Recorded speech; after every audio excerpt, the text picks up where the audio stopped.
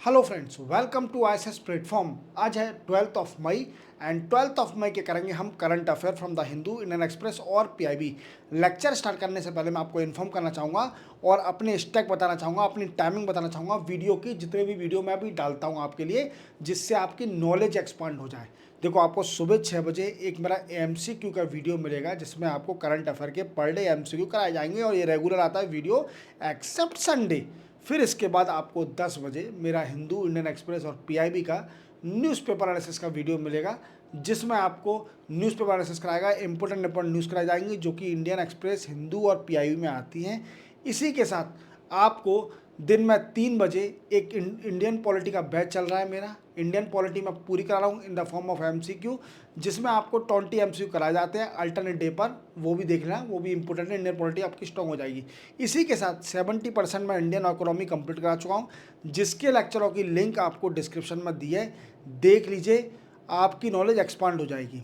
But अभी timing mismatch हो रहा है वीडियो में, क्योंकि क्या है कि मेरे रियल छोटे भाई की 27 मई को शादी है, तो कुछ काम है, इस वजह से क्या मिसमैच हो रहे हैं। पर वीडियो आ रहे हैं, बट टाइमिंग मिसमैच हो सकती है, या ऐसा हो सकता है कि जिस दिन मिस हो जाएगा वो 2 दिन के आ जाएंगे, या फिर मिस नहीं होगा तो फिर थोड़ा टाइमिंग चेंज हो सकता है, 10 की जगह 10:30 या फिर 6 की जगह 7 हो सकता है। वो मैनेज कर लेना, 27 मई तक की बात है। फिर उसके बाद अपन कंटिन्यूटी करेंगे।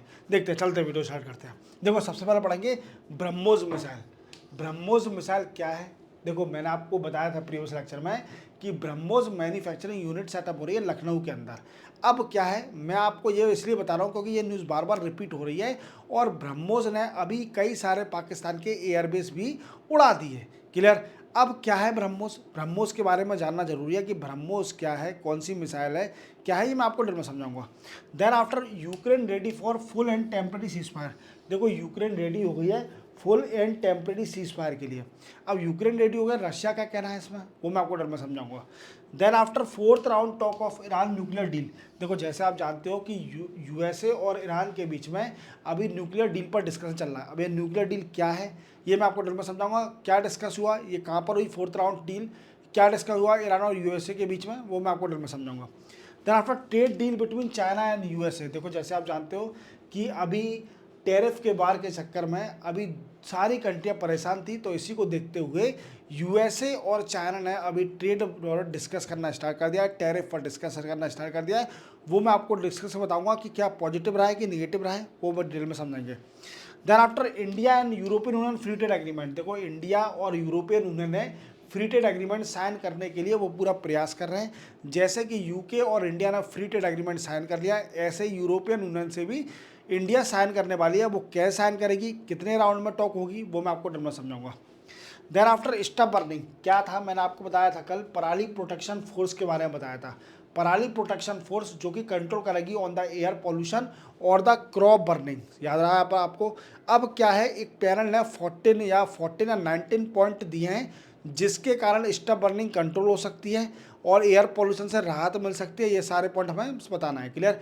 वीडियो स्टार्ट करते हैं विदाउट वेस्टिंग टाइम। देखो, ब्रह्मोस मिसाइल, मैंने आपको कुछ टाइम पहले बताया था कि ब्रह्मोस मैन्युफैक्चरिंग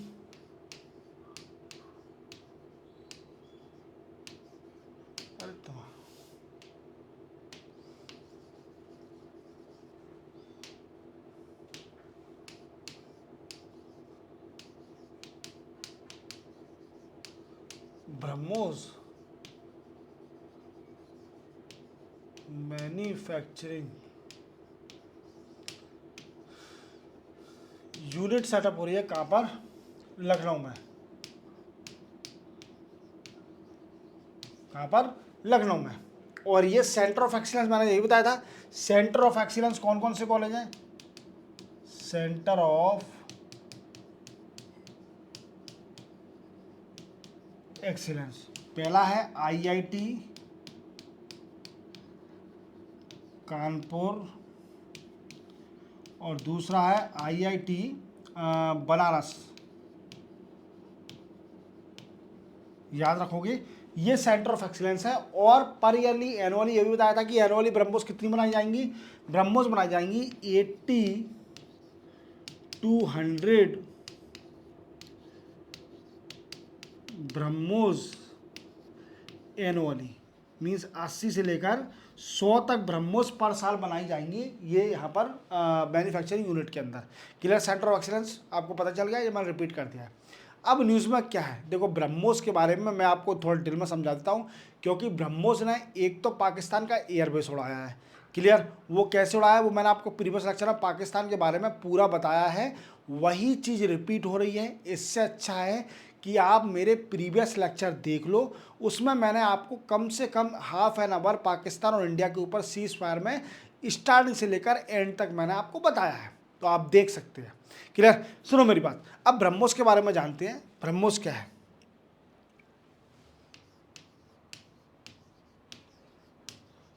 ब्रह्मोस मिसाइल, देखो ये एक सुपरसोनिक मिसाइल है, सुपरसोनिक मिसाइल, और इंडिया ने और रशिया ने दोनों ने मिलके बनाई है। इंडिया एंड रशिया ने मिलके बनाई है। क्लियर, और ब्रह्मोस का फुल फॉर्म है ब्रह्मपुत्रा, मतलब नदी को दोनों को मिला के इंडिया की ब्रह्मपुत्र एंड रशिया की मॉस्को, याद रखोगे मॉस्को, ये है दो नदियां, इन्हीं से जोड़ के ब्रह्मोस मिसाइल का नाम बना है। याद रखोगे मेरी बात को। क्लियर, अब क्या है, मैन्युफैक्चरिंग यूनिट मैंने बताई थी। अब ब्रह्मोस ने क्या किया, अभी ब्रह्मोस ने कई सारे पाकिस्तान के एयरबेस उड़ा दिए। क्या कर दिए, एयरबेस उड़ा दिए, जिसको राफेल से छोड़ा था। अब सुनो मेरी बात, ब्रह्मोस तीनों प्लेटफॉर्म से लॉन्च हो सकती है। ये सरफेस टू सरफेस मिसाइल है, सरफेस टू सरफेस मिसाइल है, इवन एयर टू सरफेस, तीनों प्लेटफॉर्म से छोड़ी जा सकती है। इवन वाटर से, वी कैन से लैंड से, और एयर से भी छोड़ी जा सकती है। क्लियर, ये तीनों प्लेटफॉर्म से छोड़ी जा सकती है ब्रह्मोस। किस पर, टारगेट पर। क्लियर, टारगेट करी जा सकती है फ्रॉम 3 प्लेटफॉर्म। क्लियर, इसमें 2 स्टेज है, याद रखना 2 स्टेज। पहली है सॉलिड स्टेज, और दूसरी है लिक्विड स्टेज। क्या है, पहली है सॉलिड स्टेज और दूसरी है लिक्विड स्टेज, याद रखना, that is also very important. Clear, पहली क्या है, सॉलिड स्टेज, और दूसरी है लिक्विड स्टेज। ये 2 स्टेज हैं इसके अंदर, ब्रह्मोस मिसाइल के अंदर। और ब्रह्मोस मिसाइल इंडिया का सक्सेसफुल इनिशिएटिव है, क्या, रशिया के साथ। और रशिया हमेशा हमारा दोस्त रहा है। जितने भी अच्छे अच्छे डिफेंस प्रोडक्ट हैं, S-400 ले लो या कुछ भी ले लो, तो रशिया ने हमारी हमेशा मदद करी है। और हम अप्रिशिएट करते हैं रशिया के पुतिन साहब को, जो कि इतनी अच्छी डील, इंडिया की इतनी अच्छी हेल्प करते हो आप हमेशा के लिए। क्लियर, और ब्रह्मोस मिसाइल इंडिया का भी इनिशिएटिव, याद रखना, ये रशिया ने दिया नहीं है, रशिया और इंडिया ने दोनों ने मिलके बनाई है ब्रह्मोस को। तभी तो इंडिया एक्सपोर्ट करती है ब्रह्मोस का, कई सारी कंट्री को इसको बेचती है, कई सारी कंट्रियों को बेची है ब्रह्मोस मिसाइल, याद रखना। तो डिफेंस को एक्सपोर्ट करती है इंडिया ये ब्रह्मोस का। क्यों करती है, अगर ये किसी दूसरी कंट्री का डिफेंस प्रोडक्ट होता तो इंडिया एक्सपोर्ट नहीं कर पाती, बट ब्रह्मोस को एक्सपोर्ट कर रही है, क्योंकि ये इंडिया और रशिया ने दोनों ने मिलकर बनाया है। पूरा समझ में आ गया ब्रह्मोस मिसाइल क्या है। और डिटेल में जानना हो इंडिया पाकिस्तान के बारे में, तो मेरा प्रीवियस जो वी कैन से 11 मई का लेक्चर है वो देख लो, आपकी इंडिया पाकिस्तान के बारे में पूरा पता चल जाएगा। मैंने half an hour India Pakistan के बारे में बोला है। चलते हैं, नेक्स्ट है Ukraine ready for cease fire. मैंने आपको प्रीवियस लेक्चर में 11 मई को बताया था कि यूरोपियन यूनियन प्रेशराइज कर रही है, pressurise on Russia for 30 days cease fire. क्या है, यूरोपियन यूनियन प्रेशर कर रशिया पर कि 30 दिन का सीज फायर साइन कर लो। क्या कर लो, 30 दिन का सीज फायर साइन कर लो। अब सुनो मेरी बात, सीज फायर साइन करने के साथ क्या होगा, देखो मेरी बात सुनना। अगर ये आप जानते हो कि रशिया और यूक्रेन के बीच में मोर देन 3 ईयर से मोर देन 3 ईयर से वार चल रहा है। क्या चल रहा है? वार चल रहा है, 3 साल से ज़्यादा हो चुके हैं। बट हर कंट्री चाहती है कि आपके वार के चक्कर में दूसरी कंट्री पर भी इफेक्ट हो रहा है, आप इस वार को फिनिश कर दीजिए, जिससे और ज़्यादा कंट्रियाँ, जितनी भी कंट्रियाँ, उन सभी को बेनिफिट मिल सके, ट्रेड हो सके। क्योंकि क्या है, रशिया का भी कंट्रीब्यूशन है वर्ल्ड के एक्सपोर्ट में, इंपोर्ट में, एवरीथिंग में। और अगर रशिया पर सेंसन लगा हुआ है तो एक्सपोर्ट नहीं कर पा रही है। क्लियर? तो इसी से बोला गया रशिया का मेजर कंट्रीब्यूशन है। और जितनी भी यूरोप की कंट्रियाँ ये यूक्रेन को सपोर्ट कर रही हैं, चाहे कीर स्टारमर हो ब्रिटेन के, चाहे फ्रांस के एमोल मैक्रोन हो, ये सारे जेलेंस्की को सपोर्ट कर रहे हैं। अब जेलेंस्की ने एक बात बोली है कि ठीक है, मैं तैयार हूँ परमानेंट और as well as temporary cease fire के लिए तैयार हूँ, बट रशिया को तैयार कर लो। फिर रशिया से पूछा गया, भाई हमारे पुतिन साहब से पूछा गया कि पुतिन साहब आप अपना ओपिनियन बताइए, क्या बोलना चाह रहे हो आप चाहते हो क्या सीज फायर? तो उसने बोला कि मैं डायरेक्ट नेगोशिएशन करना चाहता हूँ। क्या करना चाहता हूँ? Direct negotiation means direct negotiate करना चाहता हूँ विथ यूक्रेन जेलेंस्की से। मैं किसी मीडिएटर का यूज़ करना नहीं चाहता, क्योंकि जो दमदार लोग जो होते हैं ये मीडिएटर का यूज़ नहीं करते, ये डायरेक्ट डिस्कस करते हैं कि हमें डायरेक्ट डिस्कस करना है, आपकी क्या प्रॉब्लम है हमें बताओ, हम डायरेक्ट डिस्कस करेंगे। ये बकवास दूसरों को लेके बंदूक चलाना, दमदार लोग बंदूक नहीं चलाते, खुद डायरेक्ट बात करते हैं। याद रखना, पुतिन साहब दमदार हैं और ये बंदूक चलाना दूसरों के कंधों पर रख के कुछ नहीं होता। उन्होंने बोला मैं डायरेक्ट नेगोशिएट करूंगा, आप डिस्कस करो कहाँ डिस्कस करना है। क्लियर? ये कहानी है। अब देखते हैं फ्यूचर में क्या होता है, वो मैं आपको डिटेल में समझाऊंगा। 4th round talk of Iran and USA और न्यूक्लियर डील। देखो क्या है कि मैंने आपको बताया था कि 2015 में एक डील साइन हुई थी जिसको बोलते हैं P5+1 नेगोशिएशन।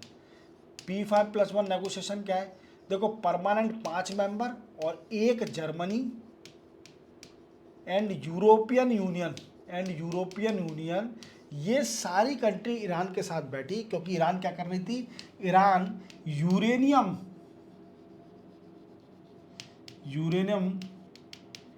एनरिचमेंट कर रही थी। क्या कर रही थी?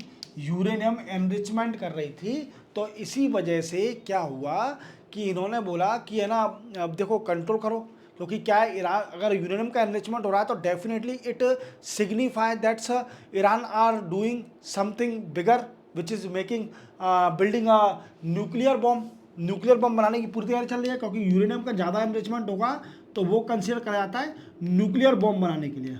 क्या बनाने के लिए? न्यूक्लियर बॉम्ब बनाने के लिए तभी जिसका यूज़ करा जाता है, याद रखना। क्लियर? अब सुनो मेरी बात। अब क्या हुआ, 2015 से इवन ईरान इसका 80 to 90% यूरेनियम एनरिचमेंट कर रही थी। अब इससे क्या हो सकता था? इससे we can say near country में वॉयलेंस हो सकता था। अब वर्ल्ड ने इनको कंट्रोल किया, बोला कि आप पर सेंक्शन लग सकता है, आप अपने यूरेनियम एनरिचमेंट को कम करिए। बड़े बड़े लीडर थे, P5+1 मतलब permanent 5 member of UNSC and 1 Germany and European union, ये सारे मिले ईरान के साथ बैठे और ईरान से बोला कि don't worry, action plan comprehensive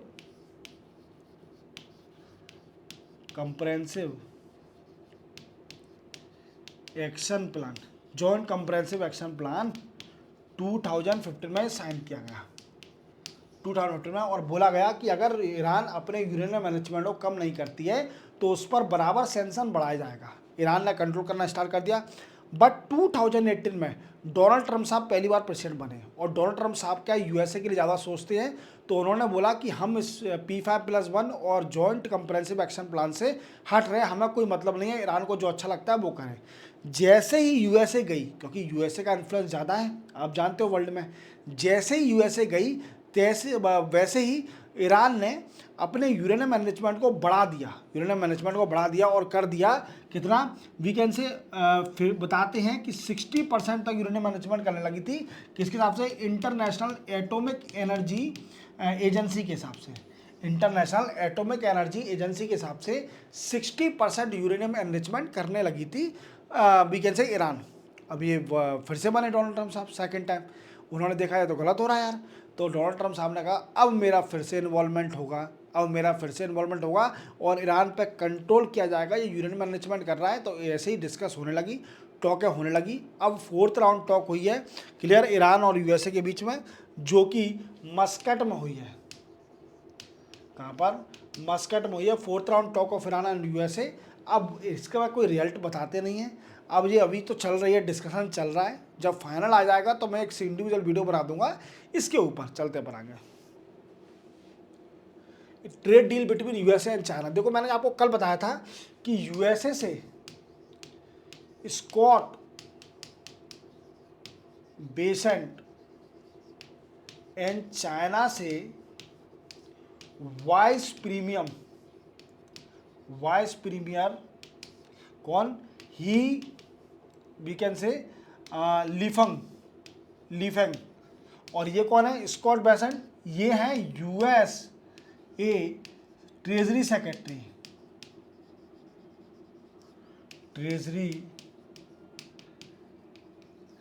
USA treasury secretary हैं कौन? स्कॉट बेसेंट, याद रखना। और चाइना से कौन है वाइस प्रीमियर?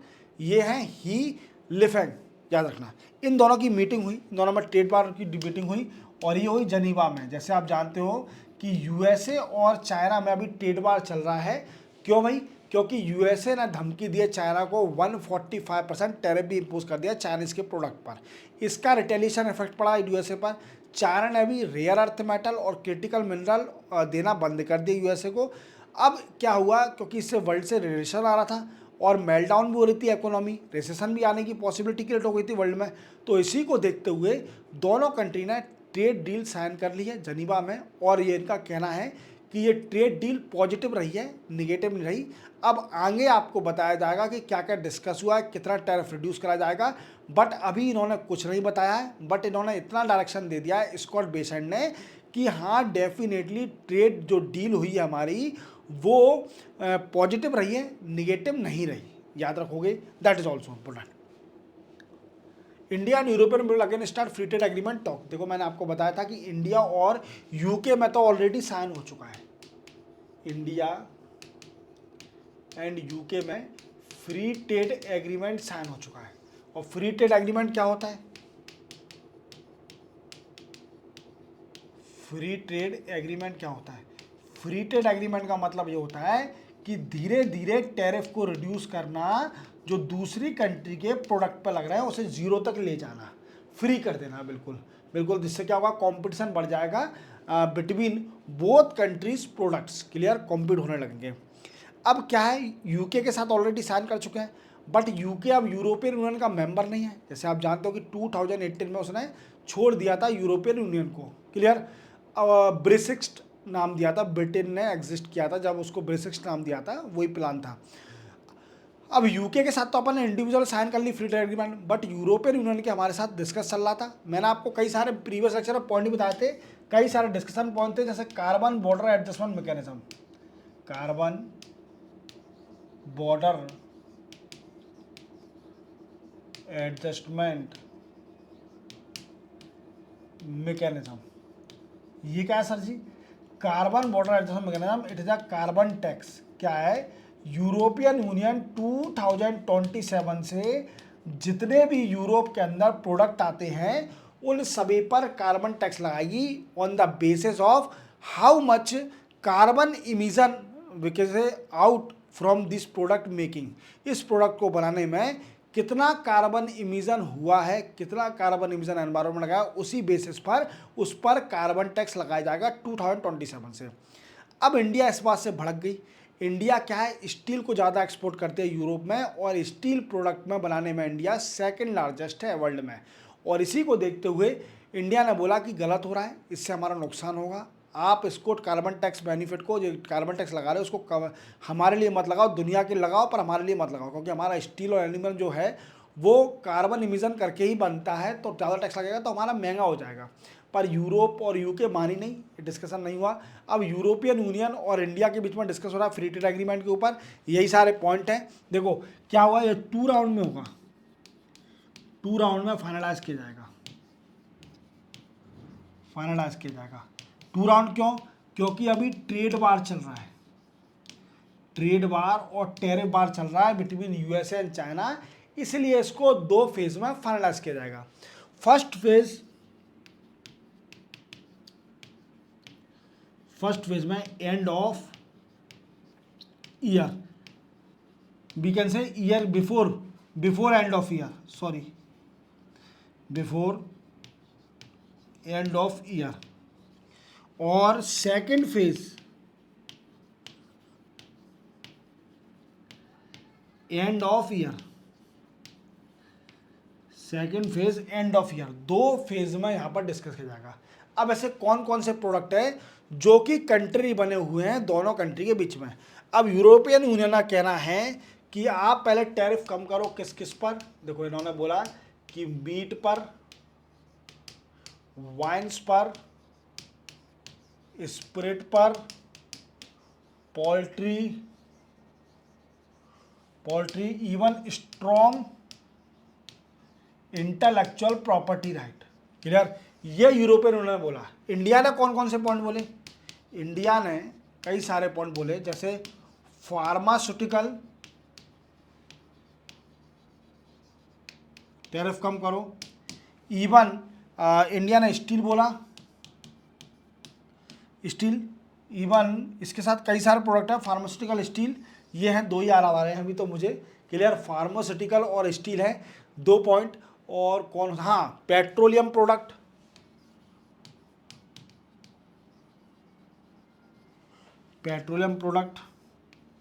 और हाँ टेक्सटाइल तो मेन है, जो कि 10% टैरिफ लगाया जाता है इंडिया के टेक्सटाइल पर। क्लियर? ये सारे पॉइंट हैं, आप इनको याद रखना। अगर दोनों कंट्री डिस्कस कर लेती है इन पॉइंटों पे, और इसको 2 फेज में कंप्लीट किया जाएगा फ्री ट्रेड एग्रीमेंट को साइन करने के लिए, क्योंकि अभी ट्रेड वार चल रहा है, टैरिफ वार चल रहा है बिटवीन यूएसए एंड चाइना। याद रखोगे, चलते बनाएंगे। Air panel issue 19 point plan. देखो मैंने आपको बताया था कि air quality monitoring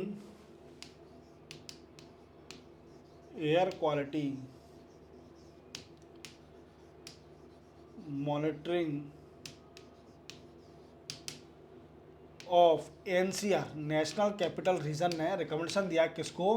Haryana, Punjab, UP को, कि आप अपनी स्टेट में क्या बनाओ? पराली प्रोटेक्शन फोर्स, पराली प्रोटेक्शन फोर्स को सेटअप करो, पराली प्रोटेक्शन फोर्स को सेटअप करो। ये क्या करेगी? इसमें कई सारे पुलिस ऑफिसर भी होंगे, इवन एग्रीकल्चर ऑफिसर,